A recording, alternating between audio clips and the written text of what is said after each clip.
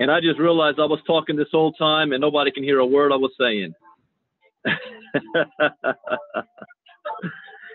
And I just realized I was talking this whole time and nobody can hear a word I was saying. Go figure.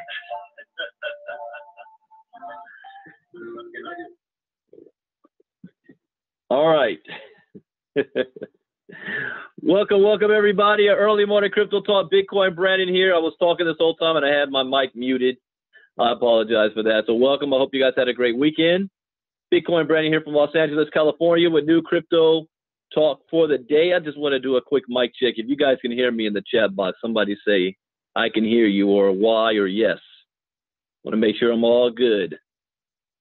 So I'm just getting used to this. We're not doing Facebook Lives anymore. We are doing crypto talk. It doesn't matter what platform we're using. The information will always be the same. But we are upgrading now to YouTube. So I just got to get the hang of making sure my mic is on. We are broadcasting live. And we keep it moving. So thank you guys for coming on. You can go ahead and type in the chat box where you're logging in from so I know who we have on. See, we've got Lashana, happy Monday. Stephanie Gibbs, Prelvis, the birthday girl, Bouger, happy birthday. So we got a couple of articles that we're going to go over. Let me make sure I turn the screen share on. I got to figure out how to put my picture there when I don't have the screen on. So I'll get the hang of this. So welcome everybody. It should be sharing my screen now.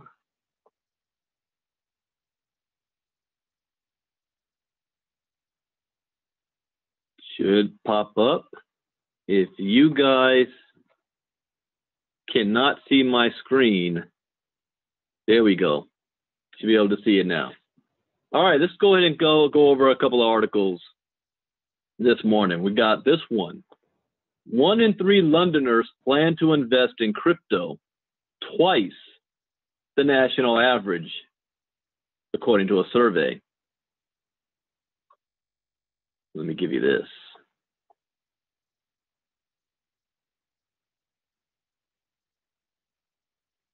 London, I think, is a little bit ahead of the United States. Yes, I know about the meeting controls. So what's London up to? A recent survey reveals that 30% of Londoners plan to invest in cryptocurrencies, over twice as much as the national average of 13%. The survey was carried out by Atomic on behalf of Rathbone Investment Management and had a sample size of 1,503 adults throughout the UK. Rathbone IM Investment Director Robert Hughes Penny attributed the increased public awareness and the 2017 bull run to the sudden interest. Lucrative returns made by the early adopters of Bitcoin and other cryptocurrencies have been widely publicized.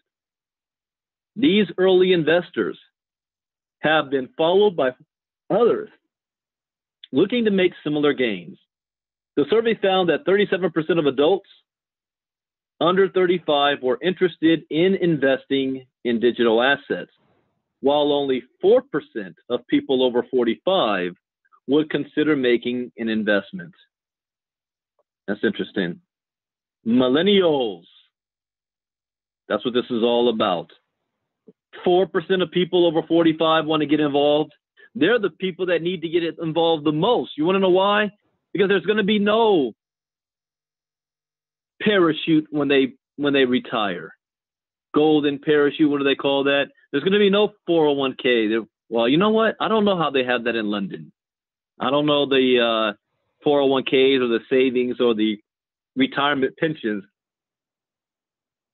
in London, but I know in the United States it can't be that much different. So they better get on the ball. But the millennials, they figured it out. 37% of adults under 35. While digital assets are obviously very popular among London investors, more people had money saved in traditional investments like savings accounts or stocks and shares. Is that true in London? In the United States, most Americans don't even have $1,000 in their savings account. Most Americans. So in London, are they really saving over there? I got to get with Asmaret. She knows. It also found that 1 in 8 cryptocurrency investors in London, in the capital, attribute their current wealth to digital currencies like Bitcoin and Ethereum, compared to just 4% in other parts of the UK. He added, these figures suggest there are a number of investors in London with shorter investment goals who have been more susceptible to the so-called Bitcoin craze, while outside of the capital investors have mostly stayed clear of what is a high-risk asset class. A June survey also revealed that a quarter of UK millennials prefer Bitcoin to real estate investment, and viewing the digital asset as a more promising opportunity than purchasing physical property, with a clear preference for Bitcoin over stocks, government bonds, and gold, demonstrated in a separate survey by Blockchain Capital this year as well. Here's another reason why, and it doesn't matter what country you're in. Bitcoin, blockchain, there's no barrier to entry. There's no barrier. When you look at the stock market and stuff, to be serious, you need at least $250,000. You're going to get with an investment firm, maybe at least $40K to be involved. The average person in the United States, I can't speak for London and UK, the only way they're involved in the stock market or any form of investing is on their job through their 401k. I'm sorry, that ain't investing. You're not in the stock market. But that's the majority way that most people are in the stock market.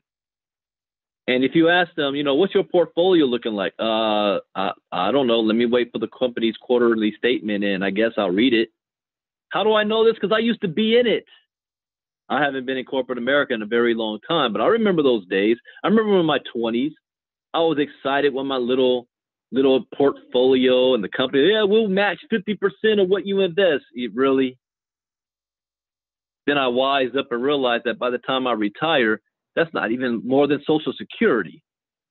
I can barely live off of my salary now. How am I going to live off of this, which is less than half of my salary, if I invest for the next 40 years of my life? Are you kidding me? Save and invest? And I got to pull out the Robert Kiyosaki book on you guys. That ain't the way to wealth. But the millennials can get in on the Bitcoin. You only need $5. I read this guy. I followed him. This was back in February when I saw what he did.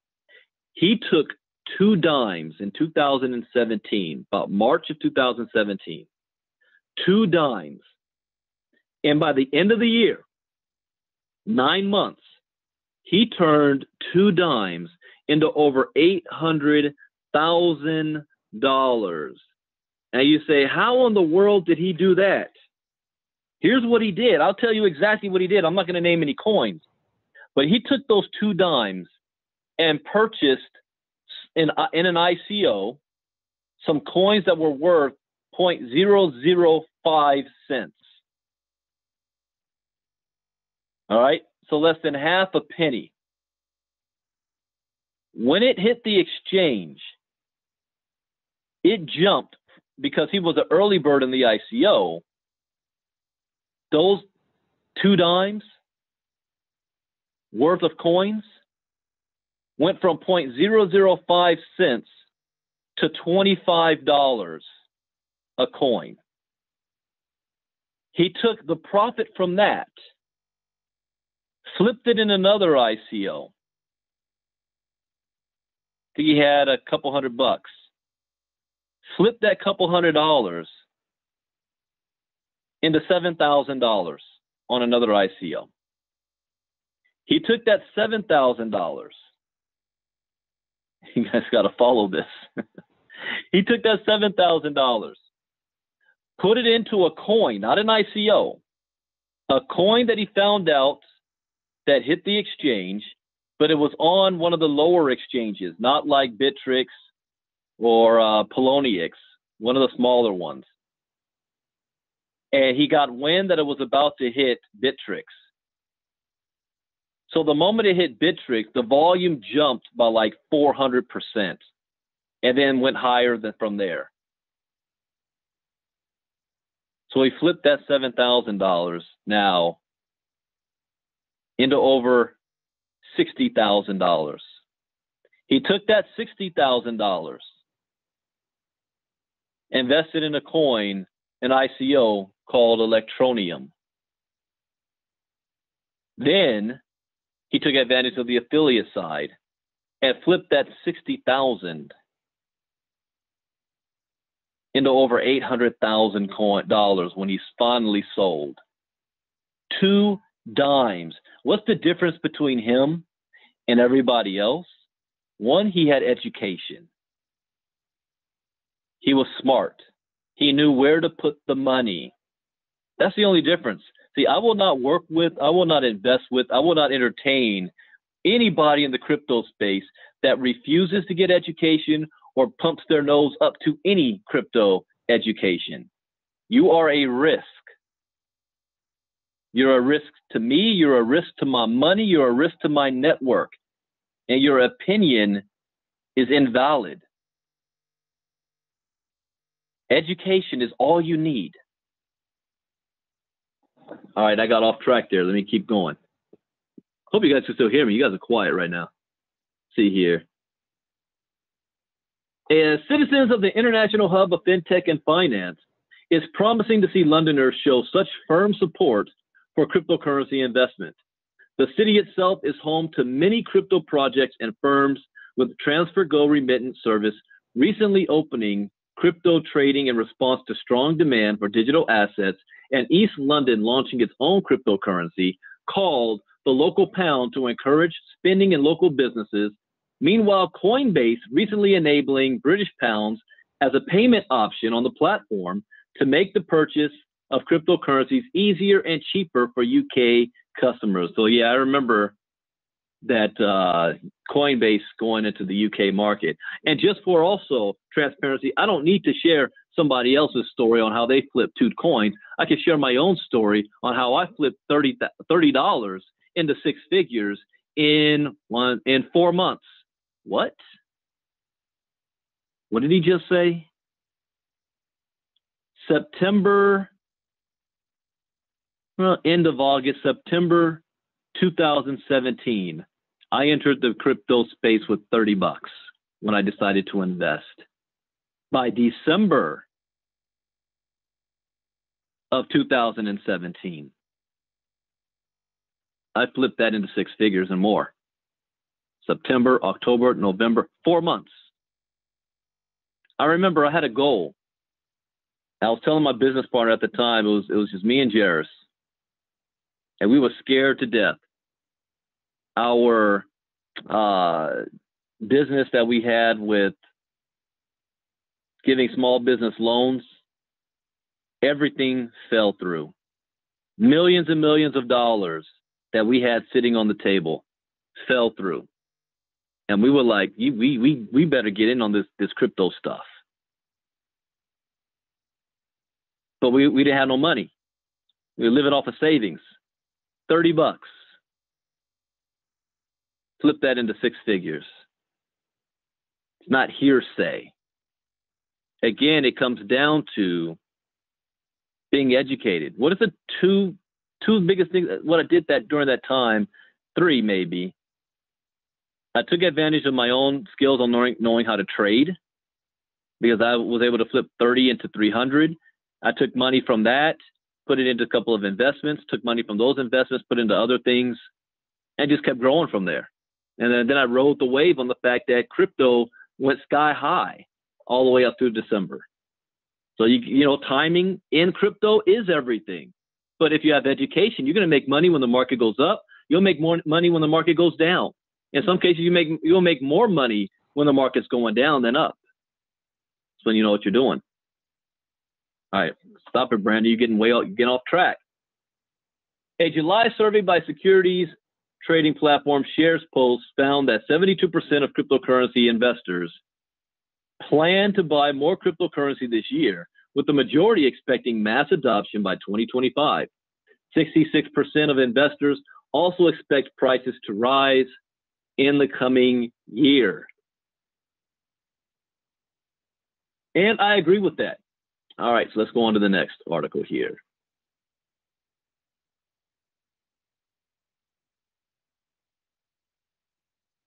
This one might be interesting. The blockchain is transforming your business and our world. So a conversation with Mark Van Rijmenen. And I actually do not know who that is. No, so I'm about to learn something new. That's why I do these crypto talks. Not just to be entertaining, but also to learn. Spend at least 2-3 hours a day learning. All right, so what's this about? Now, here's what I do know. When I did my own research, I realized blockchain technology is going to disrupt every single industry on the planet today. Every single one. It is the greatest invention since the internet. It is going to have an impact on human society as the introduction of agriculture did. That's how big this is. So, what does this guy say? Mark Van Rijmenen is the founder and CEO of Dataflog, an author and keynote speaker in artificial intelligence. Here's the thing. If you guys ever go to a blockchain expo, you're going to notice something. Right side by side with it is because Blockchain Expo, Internet of Things, and AI, artificial intelligence. In other words, also combining with that is virtual reality and augmented reality. You see all of those things involved with the blockchain. And why?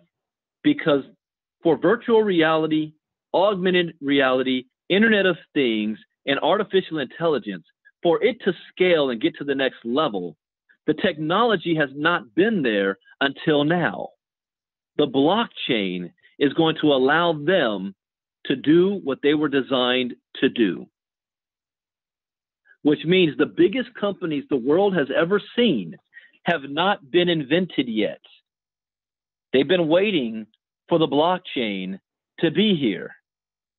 And now that it's here, the next generation on how we do business, how we interact with each other. Imagine being able to, if you're on a 9-to-5 job, no more having to travel anywhere. You go on virtual reality headsets and you now can have meetings, virtual meetings around the world with anybody in any given setting. How about social networking and dating, for example? If your sweetheart is on the other side of the country, you put on that virtual reality and both of you can sit in a movie theater and watch a movie together. That's already here right now. The VR headset I have has the ability to connect with somebody else on an Android phone. We can actually sit in like a virtual theater and watch Netflix or watch movies with our virtual avatars sitting next to each other. That's here right now. Blockchain is going to put that on steroids. You ever seen the movie Ready Player One? That's not fiction. It is already here. There are already MMOs, massive multiplayer online gaming is already there.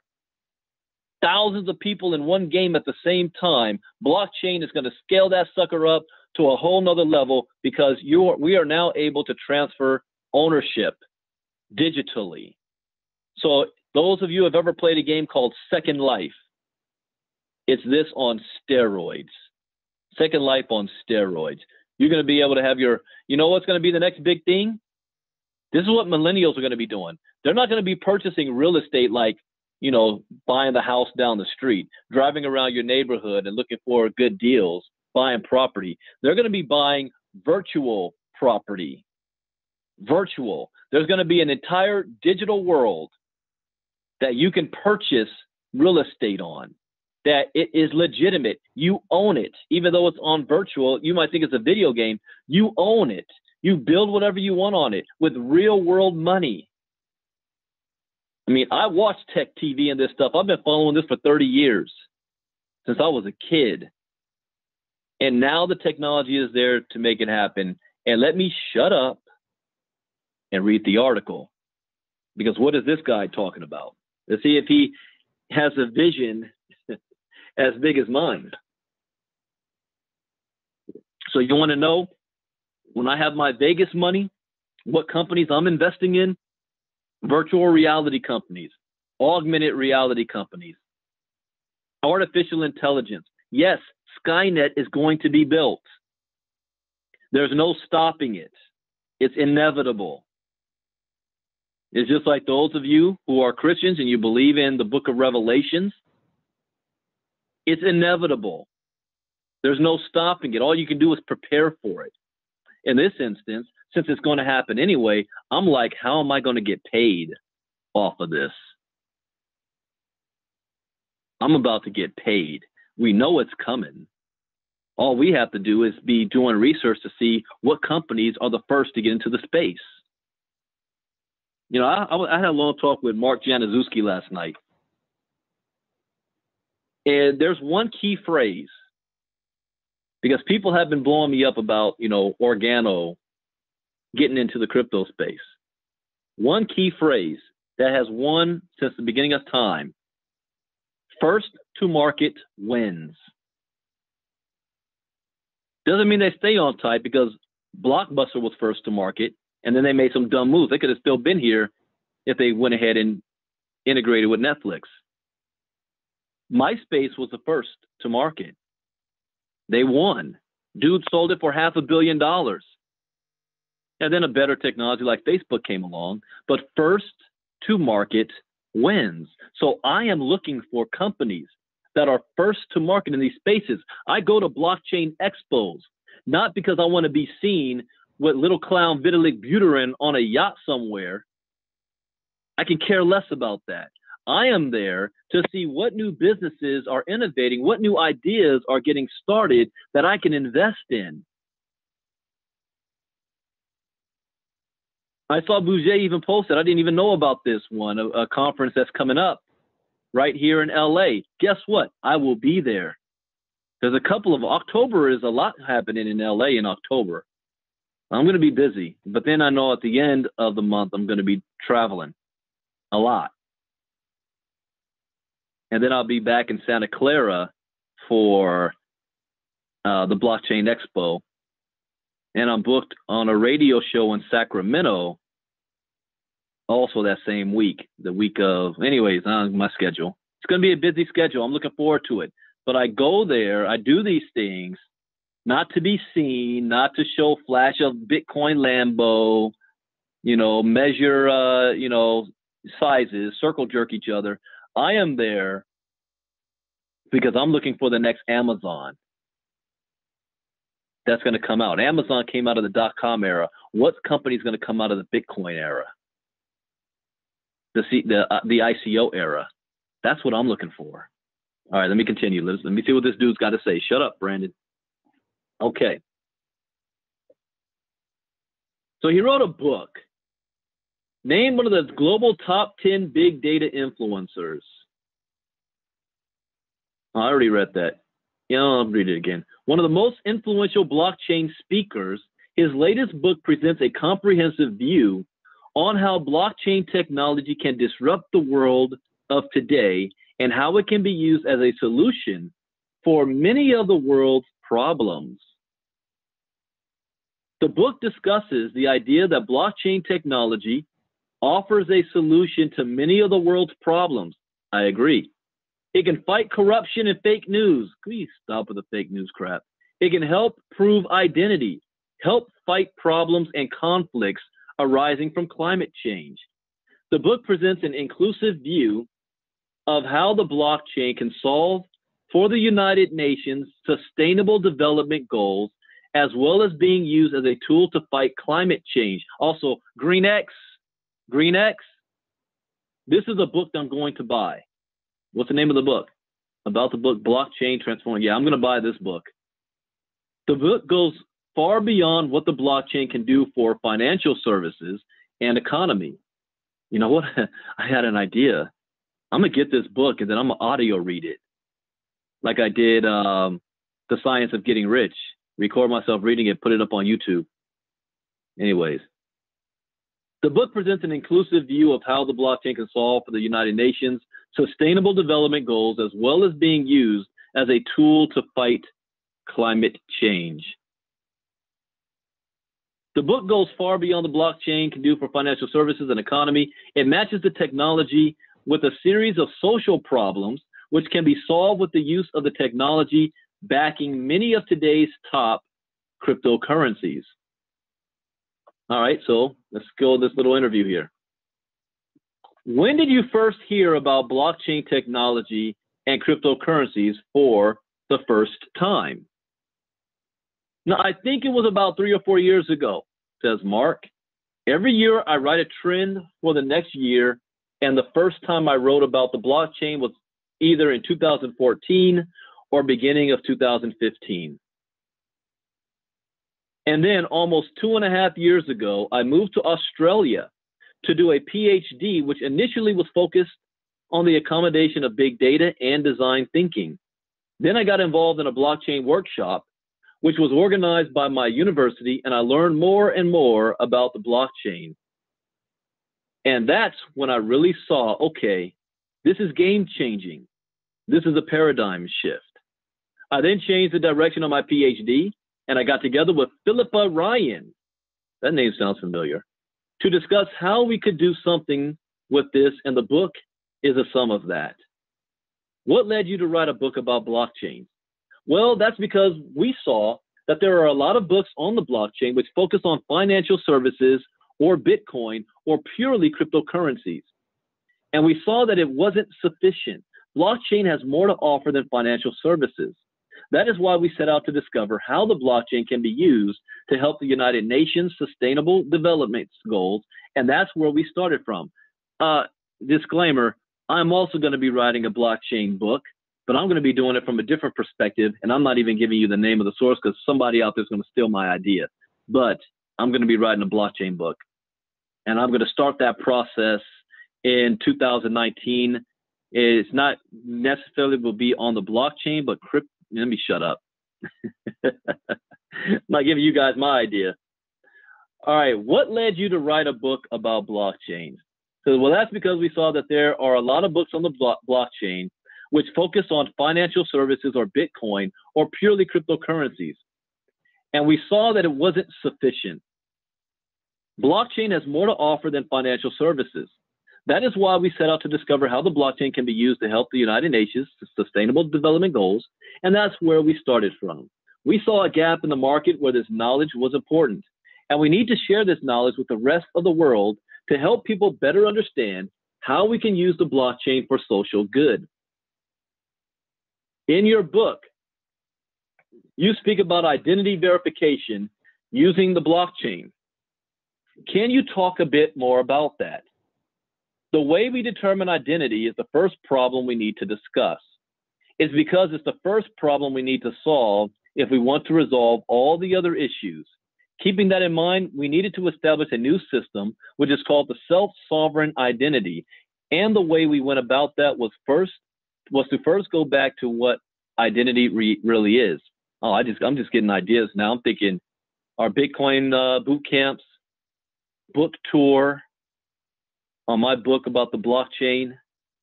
Oh yes, I got a plan coming together. As we interviewed a lot of organizations and a lot of people with knowledge in the field, and in the end we came up with the idea that identity consists of mainly 3 things. The first refers to your attributes.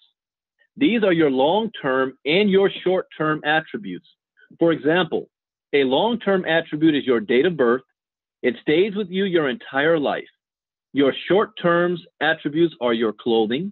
They change every day. The same goes for organizations, as attributes can be a brand or a logo.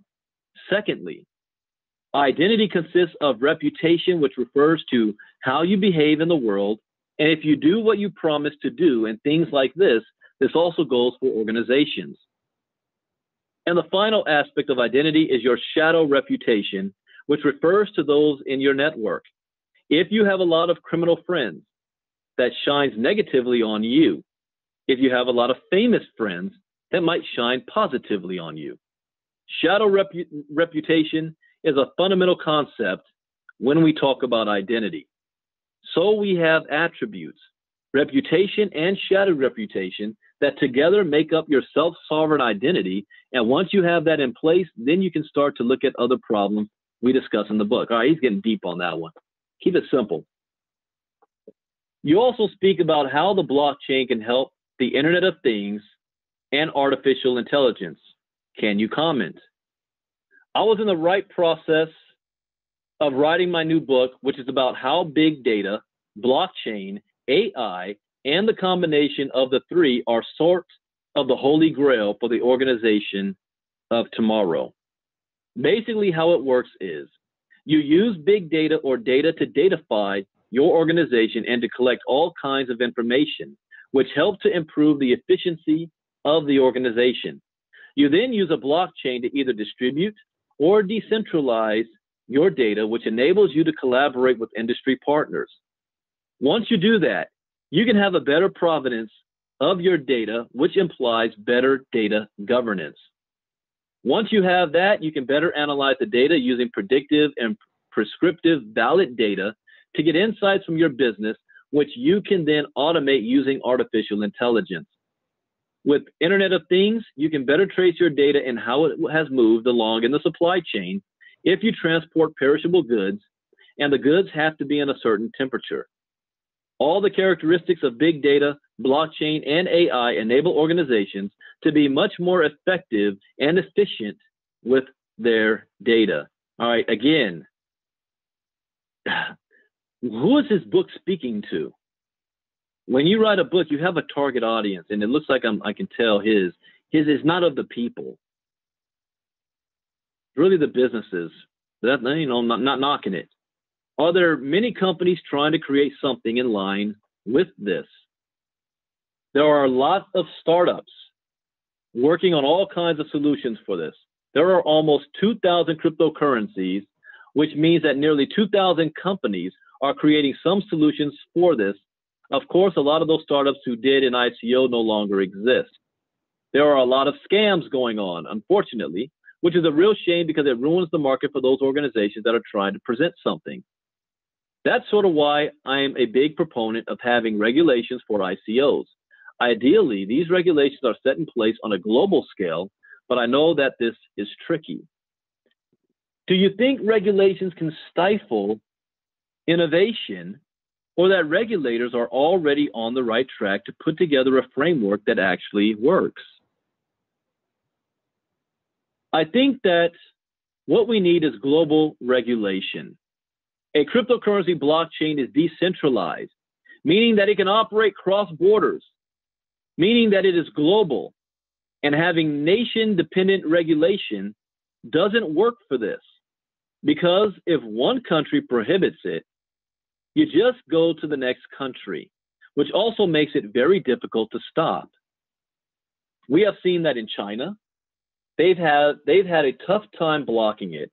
What we need is global regulation, but another challenge is that these countries don't all agree with each other all the time. But if we want to get this right, and we don't want to stifle innovation, I think the best way to go is to deal with this in a supranational level. You are far away from doing that, buddy. Before any of that happens, you're going to see every nation have their own digital currency. You're going to see all businesses have their own digital currency, from Amazon to Microsoft to Alibaba to GM, all the banks. Everybody's going to have their own. You're going to have individuals have their own cryptocurrency. There's already companies out there right now that's helping people create and design their own coin. So you got to deal with all that first before there's going to be some supranational level. It ain't going to be backed by the governments. Anyways, do you think that local regulation would only stifle innovation, right? Do you agree with that? Local regulation would only stifle innovation. I have my own opinion on that. What does he say? For some countries that are very much in favor of blockchain technology and cryptocurrencies, they are now developing the first regulations. For example, Malta and Switzerland, they are doing a lot of things to regulate the market. And with that, you see that they are already benefiting from that. Well, their form of regulation is to move out of the way and let development take place. There's a difference than like the United States form of regulation, but stifling everything and inhibiting innovation. He says it doesn't stifle innovation from that perspective because companies move to those countries.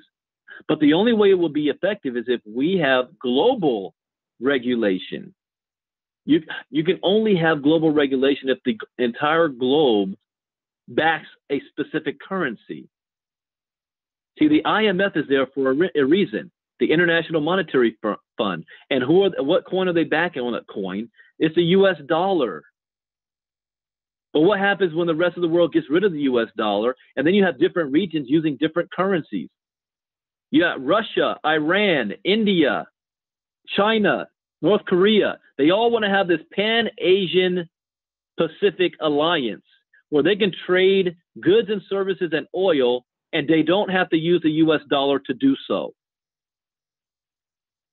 So until you have a one world government, or if you have the United Nations and the IMF say, yeah, we're going to use this coin as for the entire globe, then you can regulate it on the entire globe. The only reason why the US dollar is there, if you guys don't know history, is because after World War II, the rest of the world was smashed to bits. Look at China. Got smashed. Japan marched halfway through their country. The rape of Nanking. All of South Asia smashed. West Russia smashed. Germany, Europe, North Africa, the Middle East, all smashed. The United States has the benefit of Canada to the north, Mexico to the south, and the east, the Pacific and the Atlantic Ocean. Our economy came out of that untouched. All of our factories, all of our shipping, everything was still there. And we helped rebuild the rest of the world. And so instead of the United States being a colony and taking over the rest of the world like England did, we did it financially. It still took place. We just did it financially. So the US dollar was a necessity for the rest of the world to survive. Now that we're more than 70 years later, these countries are sticking a middle finger up to America and saying, we don't need you anymore. And in fact, we're going to take advantage of this new technology to supplant you. You don't have to believe me. Vladimir Putin talks about it every single day. All right, let me continue here.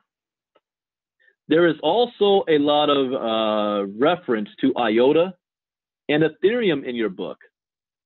What do you think about these two projects? Okay, I'm curious. What do you think about IOTA and Ethereum? They are both interesting projects. They both have quite a following behind them.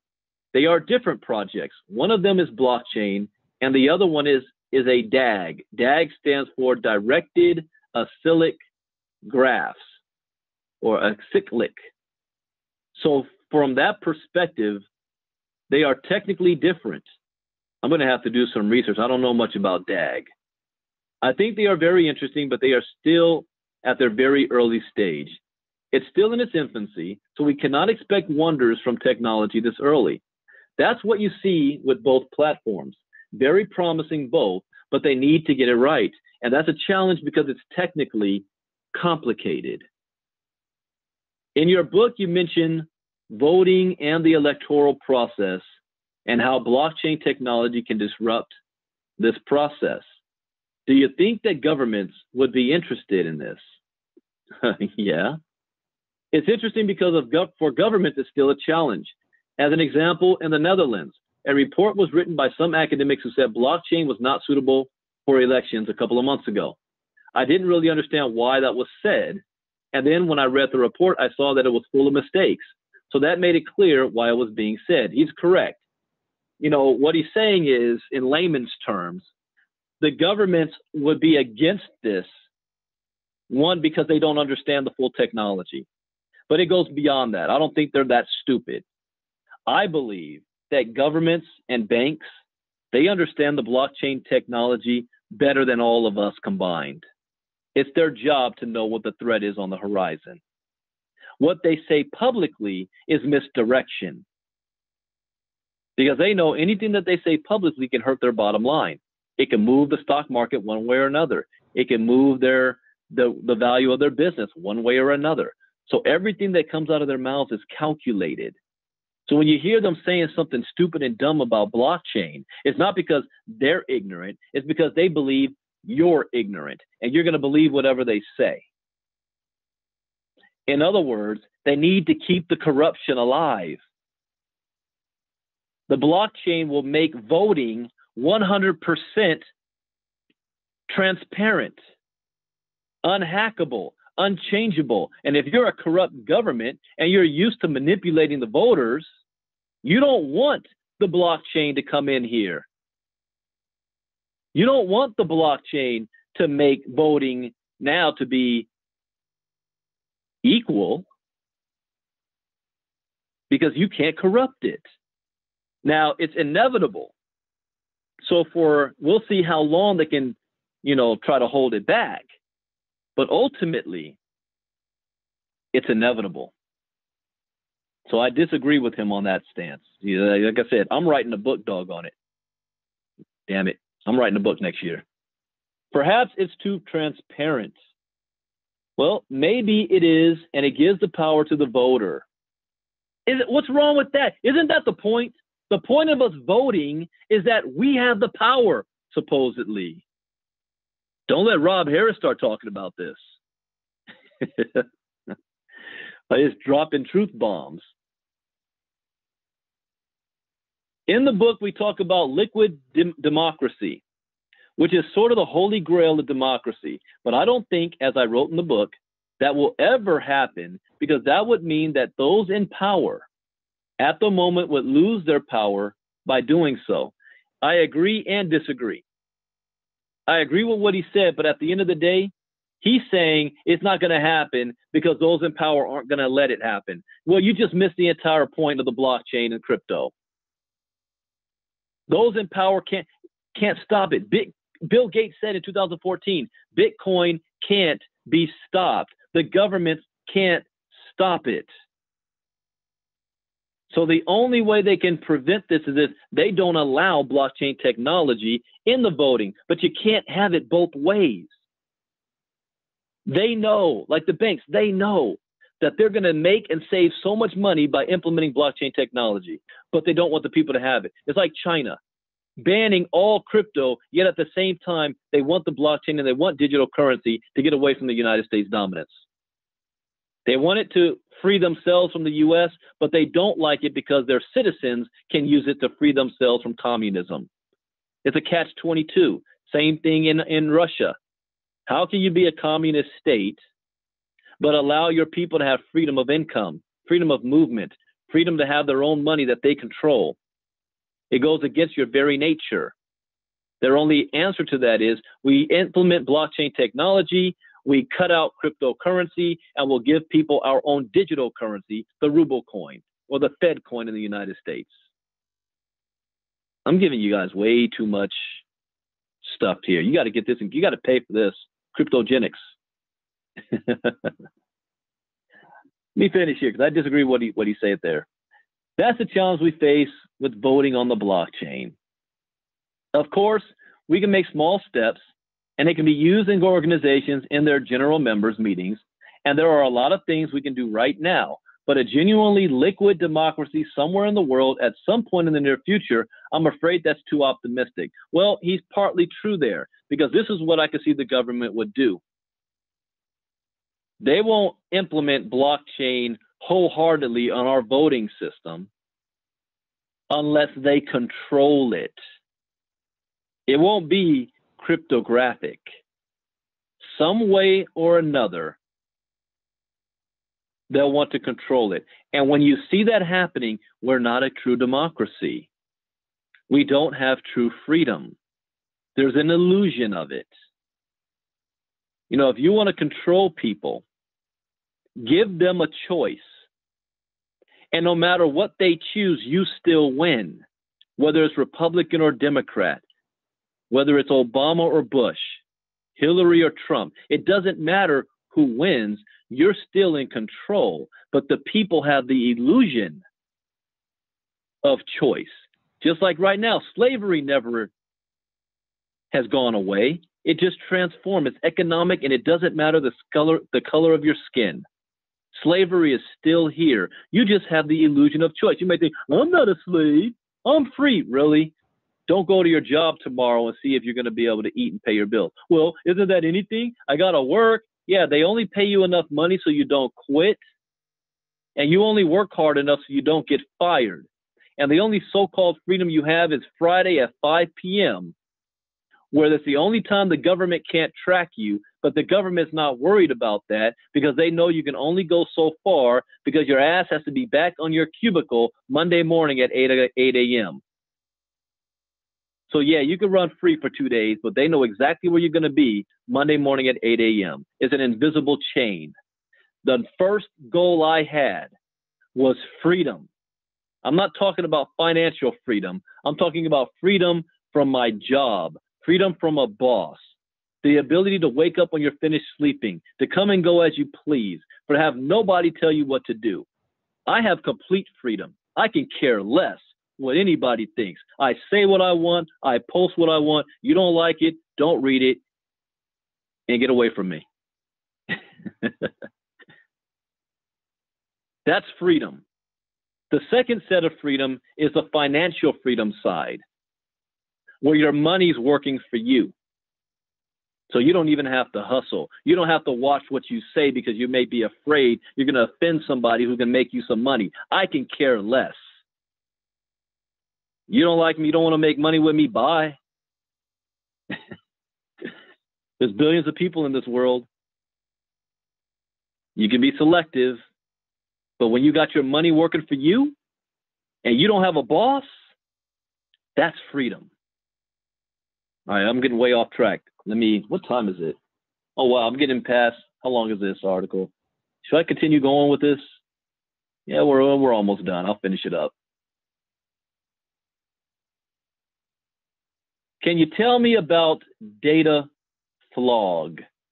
Data Flog is a content platform around emerging technology. They run for 400 offices around the globe and write on a regular basis anything related to emerging technologies, from big data, blockchain, AI, Internet of Things, and technical articles. It's a community where there are a recruiting platform and a meeting index, and there's a vendor index. It's a one-stop storage for content around emerging technology. Is it only a conventional platform? Is it using the blockchain technology as well? That's what I'm talking about, Bouger. Cadillac money, that's what I want. Not yet. We are about to release a beta version which will use the blockchain. In fact, we will use IOTA. Whoa. Hint, hint. You hear this?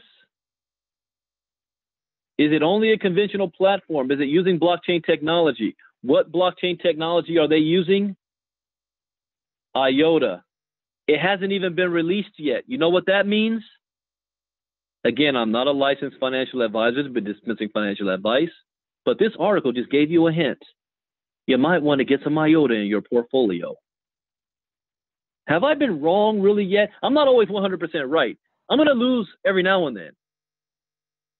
But I made some dude more than $10,000 the other day because he listened to what my report about what happened with Ripple and Ethereum. And then Ripple went up by 20-something%. And it got listed on the Exodus exchange. You know, when you see these trends, you know something's about to happen. So I'm looking at this, since this company is now getting airplay, Data Flog, and they want to use blockchain technology, and they're about to release a beta version, and the blockchain technology they're using is IOTA, And we are launching a browser plugin which enables users to rate articles. It will give authors a reputation which they can use to be rewarded with tokens when they blog. So how big is the blogging industry? I mean, there was a whole company called Empower Network that was all about freaking blogging. What about if you put your blog on the blockchain and they're using IOTA? See, I don't care about trying to get a job with any of these companies. I want to invest in them. What we are creating is sort of an IMDb for articles. Anytime you guys want to look up movie stars, you know, the IMDb keeps a database of every single actor and all the movies that they've been in. They're putting this on the blockchain.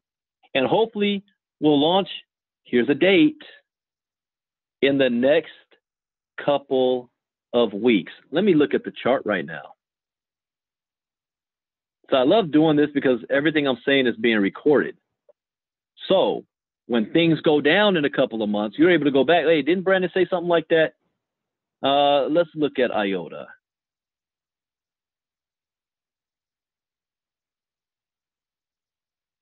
Well, they're not that far down. Did I miss them? EOS, here we are. Number 12 on the market cap. It is currently at 56 cents on the downward trend. There's going to be 2.7 billion coins in existence, which means this coin could hit $3 to $4 a coin if the entire coin market cap gets back above about $800 billion. Why do I know that? Because the last time Ripple got over $3, that's when the coin market cap was over 800 billion, and Ripple has 39 billion coins. So it doesn't even need to do that. IOTA at 2 billion, it can probably get to the $7 to $10 mark if coin market cap goes past 700, 800 billion. So picture this, for example. You put $10,000 down on IOTA for 56 cents. I'm sorry. Yeah, 56 cents per coin. And then 3-4 years from now, that coin is now worth $7 or $8. Hello. What do you think that $10,000 is worth now? Again, I am not a licensed financial advisor dispensing financial advice. All I'm doing is just reading the news. You do your own research. They just gave you a major hint right now. Okay. When do you think we will be seeing the next significant development coming from the blockchain sector? Do you think this will happen within 10 years or less? Well, you can see that developments in the space are going really fast and everyone is building on top of each other, which I think is a great thing. If you understand how far we have come the past 10 years since the Bitcoin white paper, I think we have done well. And I think that in the coming decade, we will continue to see tremendous progress. You already see the first blockchain applications and the first proof of concept being developed and being implemented. I think that in 5 to 10 years from now, we have made significant progress, and I think it's becoming an increasingly more substantial part of our lives. He's absolutely right. You guys haven't seen nothing yet. We have also seen some failures like the DOA hack or CryptoKitties. Do you think that these sort of failures are part of technology development? Of course they are. He says, yes, it is part of the development. We are all figuring out how the technology works and how we can use it to create a better world. And of course, cryptocurrency is a part of that. It may sound odd, but I think it helps the community and us better understand how we can use it. Cryptocurrency may become an irrelevant application, but a lot of people use it and we can learn from it. Okay, cryptocurrency will not become irrelevant, but I will say this. You will lose somewhere. Here's one thing I can guarantee you 100%. You're going to lose money. Every single one of you listening to the sound of my voice, you are going to lose money. Accept it. Deal with it. Be prepared for it. If you have a problem with the idea of losing money, this is not for you. You're that type of person that goes to Vegas and will only put a dollar in a slot machine. This is not for you. But if you're educated, you can minimize the amount you lose. I'm not always right. I made some predictions in August. I don't like to use that word predictions. Forecasts. I was right about my forecast. I was wrong about my timing. And because I was off of my timing, I lost about $2,000. I was right because it happened, but I got the timing off. 2017, I lost $40,000. But I made far more than I lost. I'll be, oh, 40,000, oh my gosh, that's more money than I make on a job. I can't handle it. Get out the game. Scared money don't make money. But if you're educated, you're going to minimize your risk. Isn't that what I always say about step number 4? This will not guarantee you success, but it will at least minimize your risk. Nothing's 100% going up. The market right now, as you look at right now, it is in the red. And look what I say. What's Tether? In the green. Why? Because people are pulling their money out of here. Here's the thing, guys. They're not selling their coins. They're not selling them. They're moving money around. When I figured out how Tether works, back in September or October last year, 2017, I made a move on my keyboard, just a couple of clicks, and made a couple $1,000 because I recognized what the market was about to do. And I didn't sell my Bitcoin. I moved them into Tether when it was in the high. Bitcoin dropped down to $3,900, from $5,100 to $3,900. I then, once it dropped to the bottom, took my Bitcoins out of Tether, put them back into Bitcoin. Bitcoin then the next week ran up to $6,300 in a week. I made a killing. And I tickled myself. I did a Facebook Live about that last year. I'm waiting for that date to pop up on my in my 1 year anniversary deal. Anyways, let me finish this up. I'm going way over my hour limit. Putting people to sleep. Okay, let's see. There is an increasing demand for blockchain specialized professionals. Regarding education, do you think that we are on the right track? Be careful here. There's 2 types of people that are going to enter the crypto space. One type that's looking for a job and another type that's looking to invest. You have to identify which group you want to be in. I mean, if you want to look for a job, go ahead and go take some blockchain courses at the local universities, get your little certificate, and take that and go get yourself a job.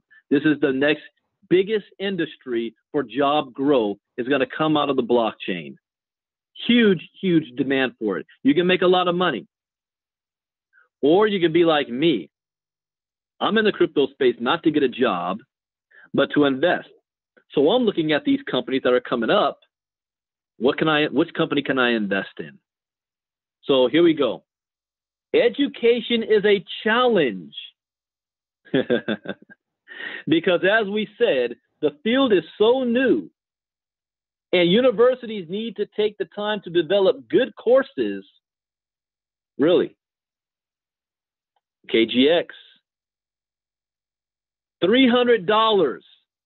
I can guarantee you take our KGX course, whether you're a beginner or you think that you know what you're talking about, you will come out the other side far more advanced and armed with information that you can be a little dangerous in this crypto field. You know that old saying, a little dangerous. I remember I got a sidebar here just for a second. My father taught me a skill when I was in high school. When I was a little ugly duckling and I looked like Urkel and no girl wanted to pay me attention. And my father said, listen, you have to think and put yourself in the mind of a teenage girl in the 90s. See, most of your friends and your buddies out there, when they speak to girls, all they do is talk about how great they are. They're captain of the football team. They're on basketball. What's going on at their school? What college they may be going for. How great they are. Because teenage boys think the world revolves around them. Because their mamas tell them so. but you've got two ears and one mouth. Use it in that proportion. When you talk to girls, shut up, listen, and agree with most of everything they say, and watch how your popularity turns around. I figured it out. And even it irked my mother when she would listen to me on the phone talking to girls. And she sees me, I'm sitting there playing video games with the phone. You know, back in there was no cell phone. We had the phone with the cord, and I had it hanging on my shoulder while I'm either watching BET, Yo MTV Raps, or playing video games. And I'm just like, you're so right. I can't believe that they don't listen to you. Really? That happened to you? You're so smart. And she's looking at me like, are you kidding me? Are you even listening to what they're saying? I'm like, I don't know what the hell she's talking about. I'm just agreeing with her. And one girl figured it out. She said, you know what? You're dangerous. You have just a little bit of knowledge about women to be dangerous.